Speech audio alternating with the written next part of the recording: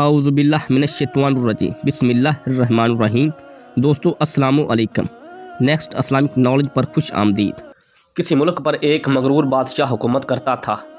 وہ ہیرے جواہرات، شان و شوکت اور اپنے جاہ و جلال کے نشے میں بدمست ہو کر رعایا کی طرف سے بالکل غافل ہو چکا تھا اور اسے ان کی مشکلات اور پریشانیوں کی کوئی فکر نہیں۔ کچھ لوگ اس کے لیے بددعائیں کرتے تو کچھ اس کے لیے ہدایت اور نیک توفیق کی طلبگار بھی ہوتے۔ ایک وقت آیا جب خدا نے رعایا کی سن لی۔ ہوا یوں کہ بادشاہ ایک دن نہایت شان و شوکت کے سے سپاہیوں کے لاؤ لشکر کو ساتھ لے کر شکار پر نکلا۔ جنگل میں اسے ایک ہرن نظر آیا۔ اس نے اس کے پیچھے گھوڑا دوڑا دیا۔ ہرن کا تعاقب کرتے ہوئے وہ بہت دور نکل آیا اور راستے پھٹ گیا۔ وہ اپنے محافظ دستے اور تمام درباریوں سے بچھڑ گیا تھا۔ ادھر انہوں نے بادشاہ کو بہت ڈھونڈا لیکن گھنے جنگل میں مایوسی کے سوا کچھ ہاتھ نہ آیا، اور یوں بھی رعایا کی طرف بادشاہ کے سپاہی اور درباری سبھی اس کی اکڑ اور غرور سے تنگ آ چکے تھے۔ انہوں نے اپنی فرمانروا کی تلاش بند کر دی اور واپس لوٹ آئے۔ بادشاہ سارا وقت راستہ تلاش کرتا رہا لیکن نہ تو اسے اپنے محل کی طرف جانے کا راستہ ملا اور نہ اس کے درباری۔ اس دوڑ دھوپ میں اسے پیاس لگنے لگی مگر کیوں کہیں بھی پانی نہیں ملا۔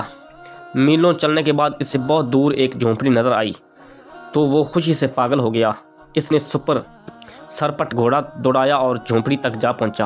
وہاں ایک بزرگ بیٹھے عبادت میں مشغول تھے اور ایک طرف کونے میں پانی کا گھڑا رکھا تھا۔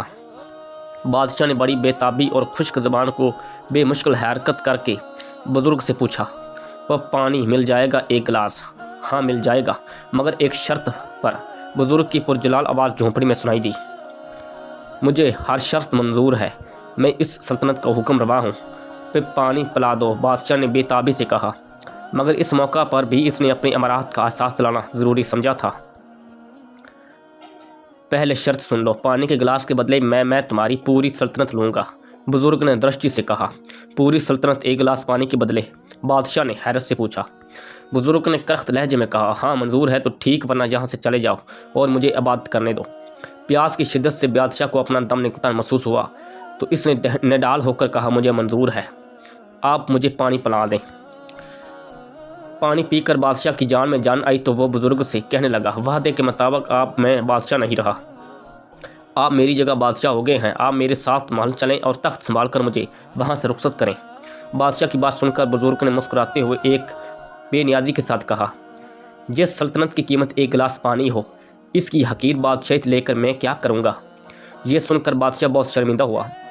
اسے اپنی اصلیت کا علم ہو گیا تھا اور وہ جان چکا تھا کہ واقعی انسان کے پاس دنیا بھر کے خزانے ہوں یا کوئی بڑی سلطنت، لیکن جب وہ مجبور ہو تو اس کی قیمت ایک گلاس پانی کے برابر بھی نہیں ہے۔ بادشاہ کے دل سے شان و شوکت اور اپنی امارات کا سارا ذوق و شوق اور ہر آرزو گویا جاتی رہی۔ اس نے خدا کا شکر ادا کیا کہ آج اسے ہدایت ملی۔ بادشاہ نے ایک اچھے حکمروا کے طور پر زندگی بسر کرنے کا فیصلہ کر لیا۔ تب اس بزرگ نے بادشاہ کو گھنے جنگل سے نکالا اور محل تک پہنچایا۔ اس موقع پر بادشاہ نے بزرگ سے وعدہ کیا کہ وہ اللہ کے بندوں کے ساتھ بھلائی کرے گا اور اپنی رعایا کی خبر گیری کرتا رہے گا۔